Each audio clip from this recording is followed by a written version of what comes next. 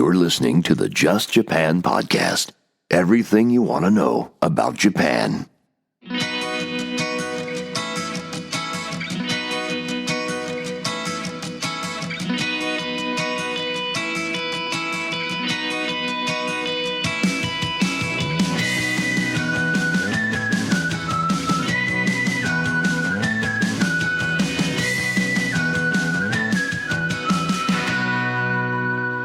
Hey there, folks, and welcome to episode number 211 of the Just Japan podcast. Everything you want to know about Japan. My name is Kevin O'Shea. I'm a Canadian who's been living in Asia since 2002, and many of those years were spent living in Japan. Each week, I'm bringing you an awesome person who will shed light on a different aspect of life, a different angle of living in Japan. This week, we've got someone on the podcast who was here many, many years ago. Jason. That's right. Jason from NapaJapan.com. Jason was on the podcast a few times talking about life in Hokkaido, Japan. Also, all about selling snacks. That's right. Jason is the man behind NapaJapan.com, a company that sells amazing Japanese snacks to people around the world who crave the delicious candy, the amazing, yummy things that only Japan offers. So he was kind enough to come on the podcast, and we had a great conversation. It was fantastic to catch up with an old guest, an old friend of the show, who is now a new friend of the show again, I suppose, and talk all about candy and snacks in Japan. And who doesn't like that? And we have a fantastic conversation all about his journey to Japan and how he got started and how he started his own business, successful business. We talk about the hard times through the COVID years and a lot more. Also, I'll talk about this more at the end of the podcast, but we here at the Just Japan podcast, and of course my other podcast, Supernatural Japan, decided to kick off a Patreon campaign. So if you are interested in supporting the Just Japan podcast and the Supernatural Japan podcast, you can over on Patreon. That's right. It is Just Japan. Hold on a second here. It is Just Japan Podcast 97. I don't know why that was so hard for me to say. Just Japan Podcast 97. I don't know why the 97 is there, but if you go to patreon.com/Just Japan Podcast 97, the links will also be in the show notes. We'll be starting off with 2 tiers, a $5 tier, a $10 tier. We're going to have a bonus podcast several times a month called the Spicy Wasabi Podcast for those of you who support the podcast over on Patreon.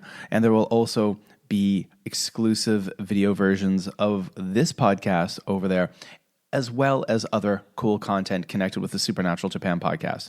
So go check that out. I'll talk about that more at the end of the podcast. And so let's sit back and enjoy my conversation with Jason of NapaJapan.com. We're going to talk all about candy, snacks, drinks, and all the yummy things you can only find in Japan. All right, folks, it's episode number 211 of the podcast. And this week, we've got a returning guest, someone who I literally have not spoken to in years, but I'm really happy to be back with Jason from Napa Japan. Welcome back to the podcast. Thanks, Kevin. Nice to see you again. And thank you for having me on again. Yeah. As I was communicating with you the other day, you originally aired on episode number 52, which was all the way back in 2015. Oh, my. Wow. That's quite almost a 10-year anniversary. I know, right? Exactly. That's crazy. And when I hear that, it really kind of makes me think, wow, I was really doing the Just Japan podcast a really long time ago. And I did take quite a long hiatus, but it is great to be back. And it's great to have you on the podcast. So how have you been? I've been great. Well, since the last time we chatted, I'm still in the same location. I'm up here in Sapporo, Hokkaido, Japan. It's really great place to live, I think. And, we get the 4 seasons, and it's living through COVID was okay here. We didn't have many issues like we saw in other parts of the world. So that was kind of nice. Yeah. As far as what's changed, after that, really, things are just getting back to normal. Japan was a little bit slower than the rest of the world in getting back to normal, but now we're seeing things picking up again, and it's great. I couldn't ask for a better place to live right now. That's so cool. So for those of you who are, are returning to the Just Japan podcast, you kept the podcast in your feed. You didn't delete us. We were there all along with you. You probably definitely know who Jason is when I mention, especially Napa Japan. But for those who are, fresh to the podcast, they don't know, they've maybe never listened before. This could be episode number 1 for them, possibly. I was wondering, could you just tell the folks just a little bit about yourself, like where you're from. You are based obviously in Hokkaido, but what is it that you do? And that's definitely why you're originally on, because you do something that is not typical in Japan. Yeah, well, I can back it up a little bit. Yeah. Well, actually, quite a long ways. I was born and raised in Vancouver, Canada, and the West Coast is. It's a pretty nice place in Canada, and a lot of people say, "Why did you leave?" And well, I when I finished high school, I went into business school and ended up in the corporate world. And for 8 years, I was working long hours and in marketing and also in purchasing.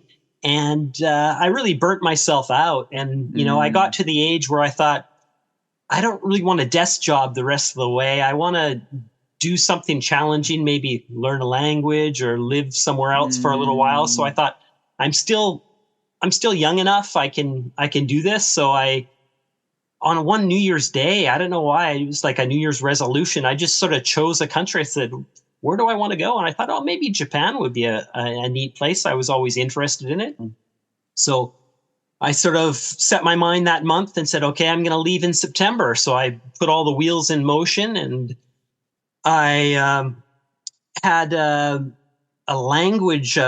beginner's language school all set up for myself to learn the basics so I could at least order a coffee or something. Yeah. And it turned out that my teacher was my future wife, which was kind of cool.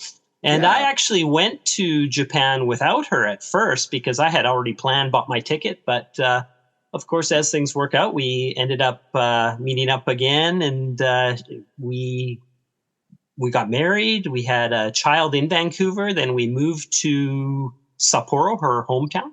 Okay. And I just I love it here. Like I can play golf, which is one of my hobbies. I like running. I know you like running as well, and just a lot of outdoor things. But it's just a perfect size city as well. I think Hokkaido in general is the island. There's about 5 million people. Sapporo's got about 2 million, but it's a good size. But as far as the business goes, when I came here, I really didn't know what I was going to do.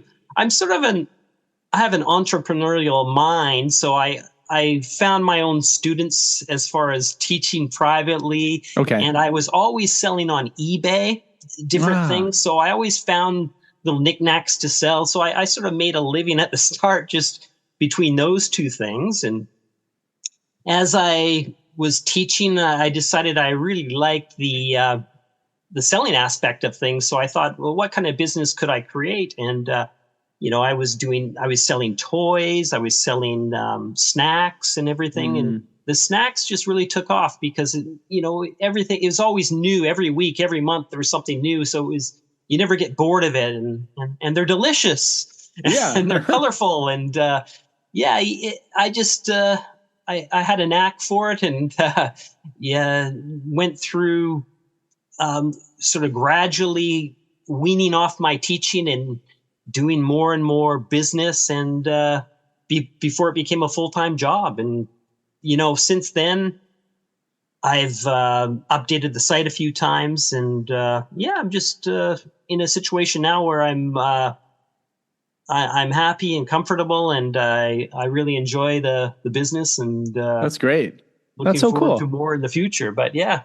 I mean, of course, snacks are just Japanese snacks. They win all of our hearts. And for those who haven't had a chance to try Japanese snacks, once you catch the bug of trying all these wonderful different things and different drinks and stuff, it's hard to go back. And I mean, I find myself here. So I'm in Malaysia. Luckily, there is a relatively big Japanese population on the island of Penang where I live, but there's also a big interest. Malaysians have a big interest in Japan. So, for example, there's two big kind of pricey import. They're not even import supermarkets. It's a mixture, but there's one called Mercado and another called Jaya Grocer that we go to frequently, and they both have large Japanese like import sections.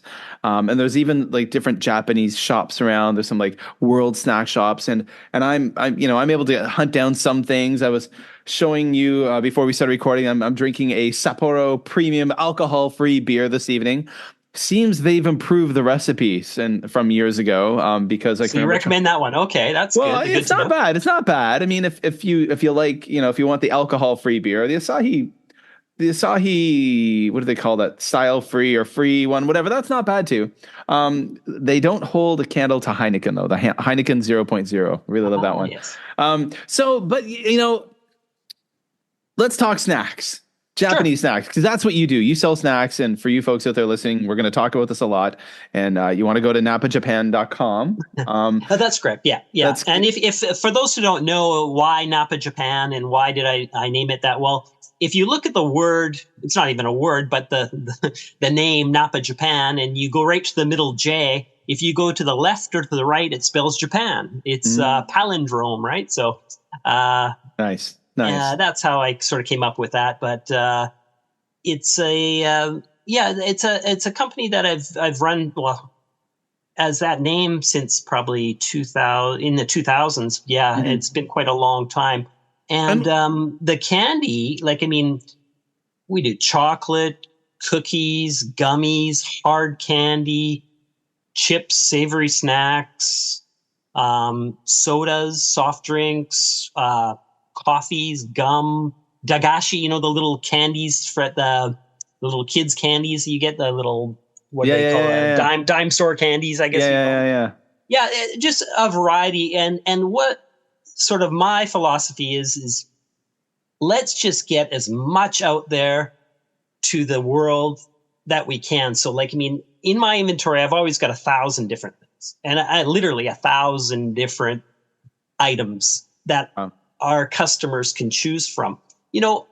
Other companies that do the similar thing, they have a different store model, which they limit themselves to 100 products, but they do it well. And I just want my customers to have the ultimate selection of all the latest snacks as well, and regional.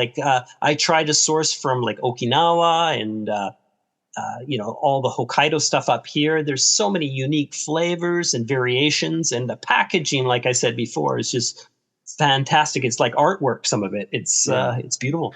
Well, that's one of those amazing things about Japanese snacks, Japanese foods, Japanese beers, Japanese many things that we consume. There's all the seasonal special things. So things are always changing from season to season. But then they're just constantly always trying to keep the customers excited. So there's always, even if you find a product you like, there's something about it that's always changing, right? Oh, for certain. The first thing, the first time I sort of really noticed the Japanese variations on these international recognized brands was with the Kit Kat. Now the Kit Kat market's sort of become oversaturated. Now it's sort of in every country they've got tons and tons of flavors. They've sort of copied the Japanese model. But back then, I was listing 25 to 40 different types of Kit Kat flavors. And so now not a similar product, but a product that has the same sort of variation is Haichu. Haichu by Morinaga. Oh, yeah, of course. I have at least 40 different flavors in store right now. And I'd say every 1.5 to 2 weeks, a new Haichu flavors are released. Maybe re-released, but these limited time editions. So if I can keep those pumping through the site, it allows my customers to get in when they come out in Japan. They can have them within a week if they choose a fast shipping method, right? So I just want to share this joy with people who can't get to Japan to see all these things. Yeah, no, it's so fantastic. I'm just curious. Do you Are you running this? I mean, if you say you have 1,000 products, are you running this from home, or do you have I like am. I have a home office. Of course, a lot of the standard products I don't have to inventory because I can get them at any time. But a lot of the regional things and specialty editions, no, I have to inventory them. So I have a full inventory of many items Okay. at all times, and it makes for picking orders complex and can be have me running around town a bit. Okay. See, that's one thing I sort of do. I do put in a lot of extra legwork in driving around because, for example, I'm just going to show you. I know this isn't on video, maybe, but there's a haichu here, which is called haichu Ichigo Daifuku, which is like a mochi and strawberry haichu flavor. Yeah. Now, this product is only available at 7-Eleven. Okay. So you're not going to find it at many sites because a lot of people aren't going to go to their way to source from 7-Eleven this one item. But I'll go to 5 different convenience stores or to certain supermarkets where they have these limited edition runs and stock up so that, we can offer them to everybody. So that's just an example of that's one of those things that's so incredible too, like how kind of specific that gets too. Like, it's not just like, there's the seasonal things, different companies are always trying new things, but those partnerships with businesses are often, I can remember when I was living in Japan and when I used to be a big beer fan, I would see that sometimes like there would be the breweries would partner up with, say, 7-Eleven, and there'd be or like one of the Chuhai companies that's selling like the kind of lemon sours would partner up with a specific convenience store. So there would be a type of lemon sour from one of the big companies that you could only buy at 7-Eleven, or a Sapporo beer that you could only buy at Family Mart for a limited time. So it's so specific. Yeah, you nailed it on the head. Like, I mean, and it's beyond candy. It's alcohol. It's even magazines and what have you, onigiri. They have a lot of specialty collaborations. You'll sometimes see like spam onigiri or something, where the rice balls, of course, where it's just at one store, but they have a collaboration with spam. So you have spiced ham at onigiri, which is kind of fun. Yeah. Maybe those aren't things that would really ship well, though. No, those wouldn't ship well. Yeah, a lot of people ask me. They say, "Oh, can you sell me those Chuhai? I want to." I can't really be sending alcohol overseas or cigarettes. People ask me for. It's not the business we're into. Certain things wouldn't move as smoothly. And so, speaking of popularity of things, what are some of the more popular things that you find kind of? I'm assuming there must be certain products that you kind of, or like general products or types of products that you kind of always are consistently popular. But what are some of the things right now that people really want from Napa Japan? Well, like what I alluded to before is recognized brands. Of course, if it has English on the package, people are more they're probably more likely to buy it rather than if it's just a Japanese katakana or kanji, just because of recognition. But like these brands like Pringles or Cheetos or Fanta or Red Bull, Mentos, things like that, Ritz crackers, Oreo, but they all have very unusual or unique or Japanese twists on the flavors. They all have, very, very unique taste. And I find that a lot of these candies and sweets and snacks aren't as strongly, like not overpowering, I guess I would say. Like the sugars aren't as intense. So it's more subtle, and I think people really enjoy that because the actual flavor of the what they're trying to get at comes through more than just the sugar. Yeah. I totally get what you mean. I mean, I think, we've both been living in Asia for a long time, and I think your palate changes, especially when you've been abroad for a long time. But like when, you think of the first one that pops in my mind are Warheads. Oh, of course, yeah. Like those things, like, I mean, they're so intense and strong and powerful. I don't like that kind of stuff at all. And like when they be like the mega Sour Patch Kids and stuff like that, I don't like those. The kind you might buy at a Walmart in Canada. Right. But when you get maybe the sour candies from Japan, they're not as intense. They're a bit more subtle. They're more fun. Right. Well, but of course they do have the intense ones. And here's an example that I'm glad you brought that up. We have in Japan here, there's a product called Shige Kicks. I don't know if you've heard of it before, but the packaging is in Japanese, not in English. So I list them on the site, and there's probably at least a half a dozen different flavors at any given time. But they don't go over so well unless people try them and then they come back to get them. They go, oh, I want that product again, Shige Kicks. Okay. And it's a really intense, like a sour head. Okay. Yeah, so there are those products, but a lot of times if they don't have the English on them, and people are apprehensive, right? A lot of times, so I have to be really careful in my explanation. Any copy that I do, I try to explain as best I can what they're going to experience and all that.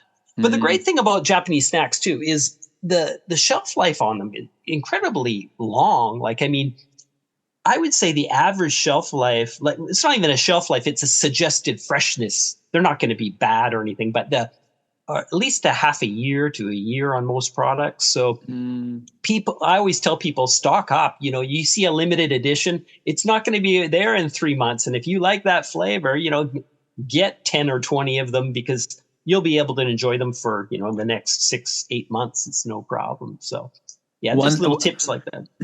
One thing I will always miss, and I was one of the, back in the day, 2008, when I was really active on YouTube on my Busan Kevin channel and doing all kinds of different product, videos and food videos. That summer, my first summer in Japan, Pepsi came out with Shiso Pepsi, or Pepsi Shiso. Oh yeah, sure. And it was bright green, and I absolutely adored it. My wife thought it was disgusting. My Japanese colleagues who I got it to try it thought it was disgusting. But it seemed that we foreigners, we gaijin, really enjoyed it. And I always wished that had come back, but it never did. Well, it never did. Well, that's sort of when I started getting into the snacks big time. And they were really big sellers. The shiso was, the cucumber was. So you had your shop in those days, actually, did you? Yeah, I did. Oh, wow. And okay. I was offering all those Pepsi flavors. Since then, of course, a lot of other companies like Coca-Cola, Fanta, they've put out a lot of odd flavors since. But there was that 5, 6, 7 year period where you would get some really wild flavors. But that shiso one really... I remember that and tasting it. It was very refreshing, but I guess shiso is beefsteak plant is how it, or perilla leaf. Yeah, something like that. Very unique flavor. And if you've come to Japan and tried it, maybe when you've had sushi or something, temaki sushi, you maybe tried it. It was just an incredibly bold and daring flavor, but I a nice way to put that. It. Yeah. When companies do that, I just really literally eat it up. There was another one I made a video of. I can remember at one point that was not such an enjoyable experience, but Gari-kun, the ice cream. Those ice. Yeah, I remember they made a spaghetti flavored one. Oh, one time. Yeah, they've done like cream corn. They've done. They've done a lot of these weird ones. Yeah, the tomato and ice cream doesn't go together. Oh no, it did not go together very well at all. And there was like a meat flavor in there too. I remember. So it was traumatic at best. Here we have lamb flavored caramels and that's in Hokkaido. Genghis Khan, the lamb dish, grilled lamb. I don't know. I don't know how excited I'd be to try one of those, a lamb flavored caramel. Oh my goodness. Yeah, when you talk about sodas, though, it's interesting because about 5 years ago, just prior to COVID, there was just this soda boom in America, and it was I don't know who started it. It was some rapper who really got into this. He had his own vending machine filled with Japanese sodas and things. Okay. And for some reason, my site became viral because really? they picked up a whole bunch of things. So I was getting 10,000 hits a day from these places in America all over, people wanting this soda. And at that time it was Fantas and all the different like peach Fantas. And I think people were using them as mixers and things. But yeah, it was a real boom for the soda soda time. We always go through booms, I tell you. Like, I mean, Oh, okay. yeah, the one other item that's your listeners may have heard of are the pop-in cooking kits. You ever do those with your kids where they mix the powders and you create these interesting shapes and there was a foods boom. that look like real foods? There was a boom. I can remember my brother who lives in Canada. He's got a daughter who's now, I think she's just graduated from high school. And when she was younger, like when she was maybe 10 years old, 9 years old, there were some YouTubers, some big YouTubers, I think, who had gotten their hands on them and were making videos about them. And I think that's probably what happened. Some like real big name, youth-oriented YouTubers. Yeah. And I know my daughter watches these ones who will have like 10, 15, 20 million subscribers. And I mean, they're real influencers. And if one of those ones gets into poppin' cooking, I suppose. Yeah. And I know that they had those all over China too when I was living in China. And oh my God, they were like, oh, they were so expensive.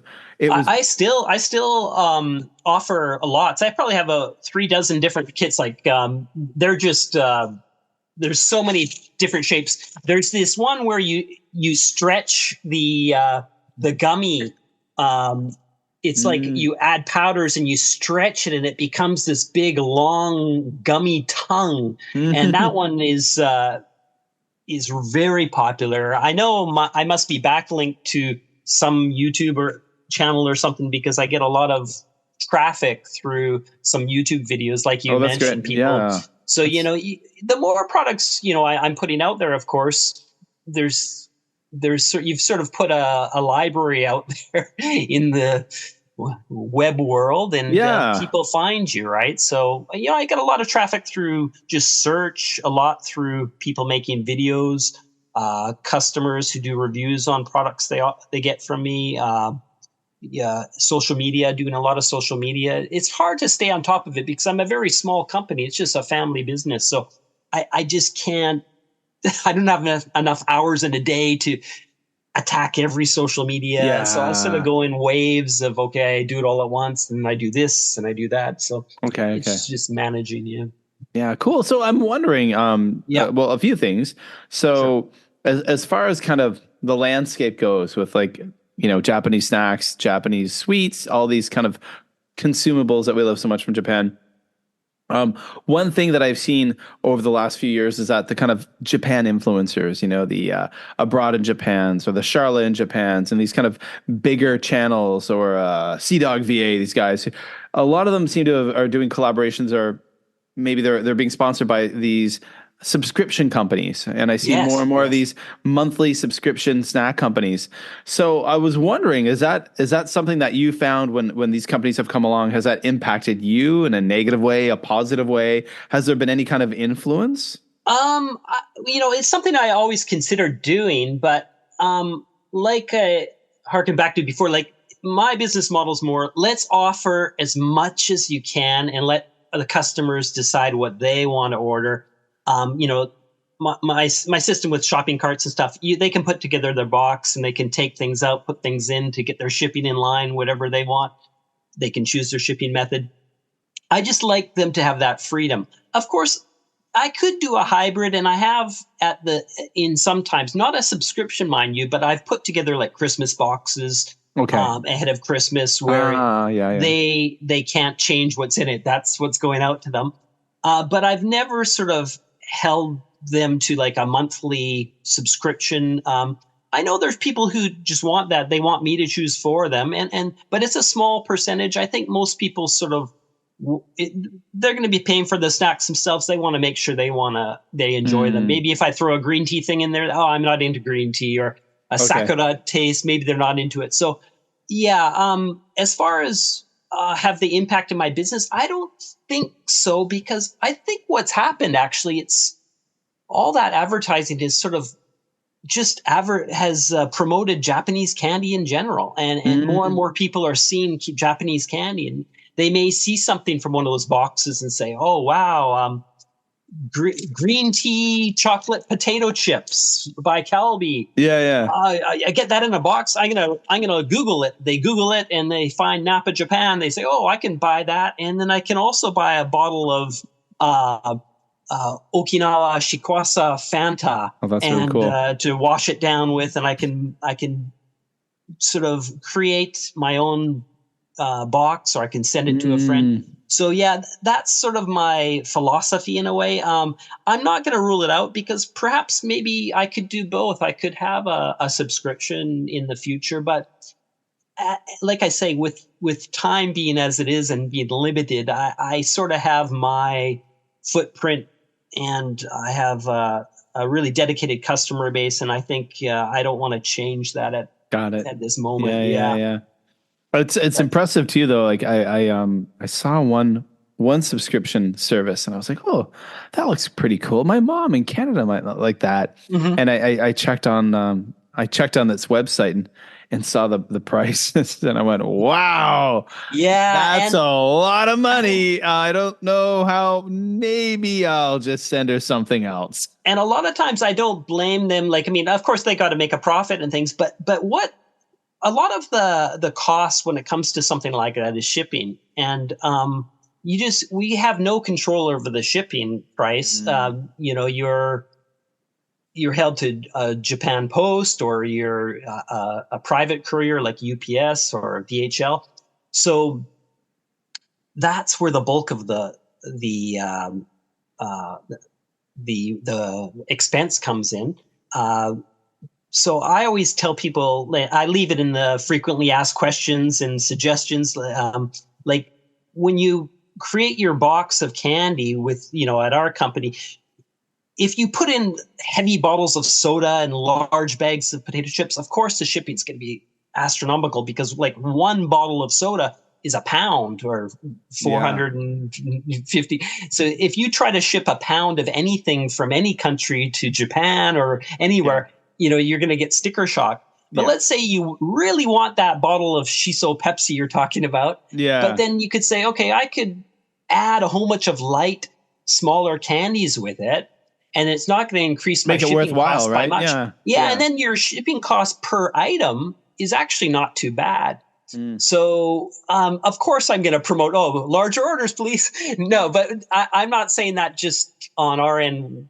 I'm saying you're going to get more bang for your buck if you do a larger order, just because the shipping cost per item is going to go down. That's just it makes sense, and that leads me to ask you about the COVID times and mail and Japan Post, because I mean, one of my, I find the longer I stay away from Japan, the more kind of YouTube content I follow from Japan, and there's certain people I'm big fans of, and one is John Daub of Only in Japan. He's a great YouTuber, worked with NHK and stuff like that in the past, and he often would talk about how he also would he had like patrons and supporters, and he would mail them things, but he had talked about over the time during COVID, it was just harder and harder to do and impossible to do for a while, because he would send gifts to supporters. Tell us a little bit about what happened with. It seems that Japan Post was a bit more extreme than other countries. What happened there? That was a shock. That was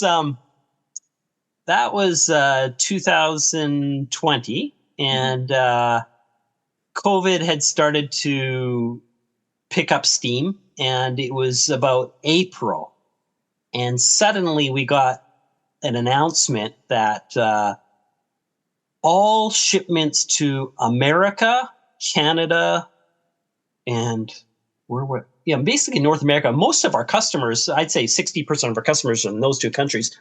All airmail, all SAL, surface air lifted, EMS, all of those were on hiatus, just suspended indefinitely. So it was just like, wow, this is this is huge. Like, if I had a subscription service, going back to that point, what would I have done? Because I had no fixed. You would have gone out of business, I suppose. Yeah, you would have. So I had to hurry and create a relationship with UPS at the time, and which is a private carrier, of course. And I managed to, keep my head above water. And I also was using surface mail, and surface mail by boat was fine. And it just took a long time. It could take 2 to 3 months. We still offer it, and it's a viable option. It's cheap. Like I said, the snacks don't go bad. They're good for 6 months or more. So if you're not in a rush, go sea mail. It's fine. Surface. Anyhow, getting back to the COVID. So I am just panicking because I actually had about 200-300 boxes returned to me because they just suddenly said, no, we can't put these on planes. So then I had this logistics nightmare of contacting each and every one of these customers and telling them, like, oh, you have an option. I can refund you, or we can upgrade to UPS, or we can go downgrade to C-mail and stuff. But, customers were really understanding. It was a tough time. You know what it was like. And just to get something in the mail was going to be a little treat because a lot of people were locked down. So we fared okay. It could have been a lot worse. I really, I know a lot. People were a lot worse than I was. So you're still doing it, right? You're still doing it. Yeah, and it wasn't like I went out of business. I was still putting out orders and enough, which was fine. I could make a living. It wasn't the same living I was making before or I am now, but it was a living. And of course, the government chipped in too. We had. They gave businesses who had lost money. They gave them some like relief funding. Relief, yeah, that's the word I'm looking for. Relief, and so that was good from the government. But yeah, and then as you said with the airmail, it basically just came back to America in October 1st of 23. 2020. Crazy. That's 3 years. And so of course business picked up again because people could get their candy. But at one point I was offering candy via C-mail, which took 2 to 3 months, or UPS, which took 1 week. Take your pick. There was nothing in the middle. So if you wanted UPS, it's going to cost a premium because of course it's a private company, but it was very good service. If you wanted to wait 2 to 3 months, you took the boat. And, customers were understanding and a lot of them, took they actually was about a split for a lot of them. Okay. But, but now we're back in business again, and the airmail's back everywhere. UPS, Japan is open. You should see all the tourists around here, Kevin. Snow festival time here. The Yuki Matsuri. Yeah, it's coming up. Well, actually, I think when this airs is probably we'll be right in the middle of it, cool. or just So yeah. Nice. I mean, that we noticed, like, we were in Osaka in the summertime, and wow, I mean, it was insane. Like, the tourists. I mean, they were just the Snow Festival in the 2-week period, and I've checked this data, and it seems to be true. I've checked it at many sources.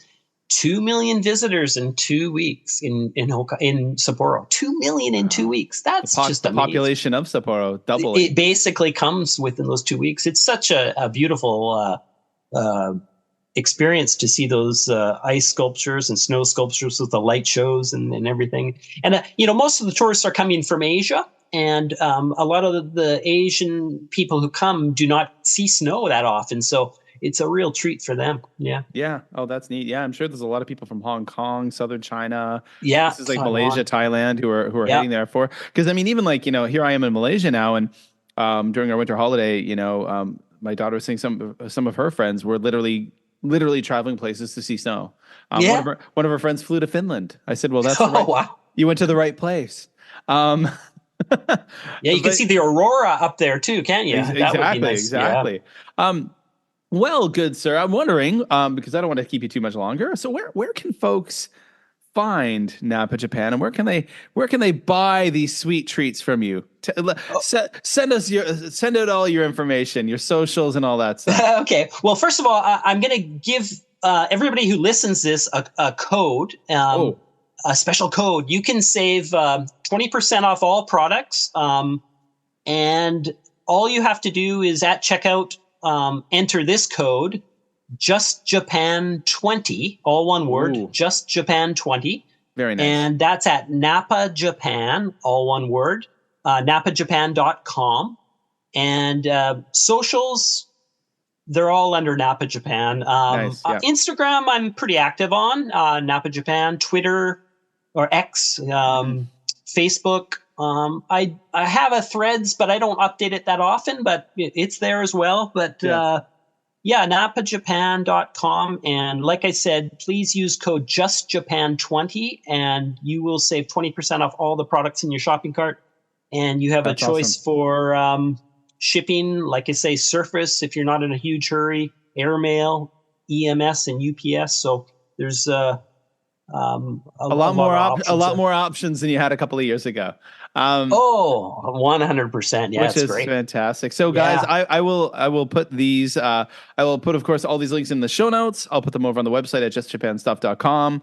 Go check all those out. Thank you so much, Jason, for coming on the podcast. Oh, no problem, Kevin. Thanks for having me. And again, and let's not wait another 8 years. Yeah, right. Take it easy. All right, folks. Thank you so much for enjoying that conversation. Thank you so much to Jason for taking the time to talk to us here at the Just Japan podcast, to talk to all of you guys. It was great having him back. Now, of course, Jason, at the end of that interview, dropped an amazing bomb for you all. If you go to napajapan.com and you make an order of some amazing snacks and drinks, you can put in the discount code JustJapan20 and get 20% off your order. That's right. Go to napajapan.com and put in the discount code JustJapan20 and you guys can get some amazing snacks at a 20% discount. That's incredible. That's so cool. All right. That's fun. It's really amazing to reconnect with the amazing folks that I chatted with years ago during the original run of the Just Japan podcast. And now that we are back, and of course, not to mention, of course, follow Jason on all of the socials, Napa Japan on, he mentioned he's the most active on Instagram, of course, but you can also go follow him on Facebook and on Twitter and the other places. All the links are in the show notes. Also, if you go to justjapanstuff.com, for this episode, you can find that out. Trying to use that more as a landing pad, my justjapanstuff.com website. We'll use that as a kind of base of operations for the Just Japan podcast. So back to what I was mentioning earlier on in the episode, I've decided to set up a supporter campaign to help defray some of the costs. It's expensive to run these two podcasts. I'm using paid services. I was originally, for a while, for example, with the Supernatural Japan podcast, I was using Anchor.fm, which was a pretty amazing free podcasting service that was later bought by Spotify. And once Spotify bought it, I'm sorry to say, it really went downhill. The analytics turned into garbage. The service was pretty garbage, and it was just cumbersome and not easy to use. It was free, but you get what you pay for, right? So I decided to migrate the Supernatural Japan podcast over to Buzzsprout, and this one, the Just Japan podcast, is over on Libsyn.com. Those are my hosting services, and they don't come free. So I decided to kick off a brand new Patreon campaign for the Just Japan podcast and the Supernatural Japan podcast, and basically all the podcasting I do, my little mini podcasting empire that, I don't make any money doing this. Money comes out of my pocket each month to do it. And so I decided to kick this off. Right now, we're just starting with 2 tiers. We've got a $5 tier and a $10 tier. Go check out patreon.com/justjapanpodcast97. There'll be links below in the show notes here. Links over on, I'll be sharing a lot of this on all my social media, on YouTube, at Busan Kevin, on Just Japan Stuff, all over the place. I'll share this. And basically, anyone who comes over, you're going to get a shout out, of course, on the podcast for being a supporter. You will have access to the exclusive new Spicy Wasabi podcast, which I've already recorded a few episodes of. Only Patreon supporters can listen to that. And of course, I am going to be putting up some exclusive video content of the podcast. Video versions of the podcast will be over there on Patreon, plus other things. I'm going to blog over there and do some more kind of creative things over in that space. So come on over, check that out, please. I would really appreciate your supporting the podcast that I make. All the Japan content and whatnot. So go check it out. Links are below in the show notes. They're all over my social medias, and all of that stuff. So, guys, I hope you're doing well. Just to let you know, a little update right now, it is currently as I record this episode. We are a few days late. Normally, I try to get the podcast out on a Friday if I can. And as I mentioned, for now, the Just Japan podcast will be coming out only 3 times a month, basically. That allows me then time to kick back and get an episode of the Supernatural Japan podcast, maybe coming out once a month, twice a month, plus also make the Spicy Wasabi podcast episodes for Patreon. So this is a little bit late. Currently, it's the Chinese New Year holiday, and I am not in China. I'm in Malaysia, and you might be saying, Kevin, why are you having a Chinese New Year holiday?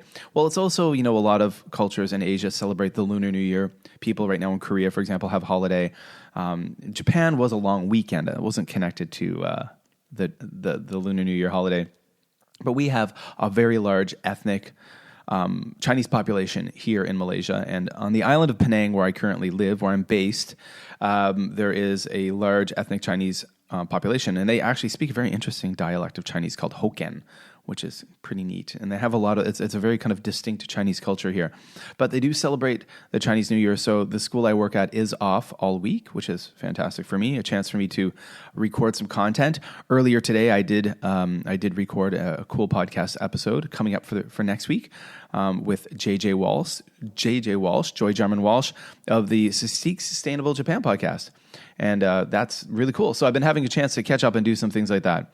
So, I'm going to say goodbye, guys. I hope you're doing well. Check out the Patreon campaign. It'll be all over the social medias. Check the links below for the social medias. Follow me on X. Follow me on Instagram, of course. Follow the Facebook page. And, of course, check me out on YouTube and TikTok and all those places where I always am. All right, guys. Well, that's it for another episode of the Just Japan podcast. Wherever you are in the world, I hope you're happy. I hope you're healthy. And I will be talking to you very, very soon.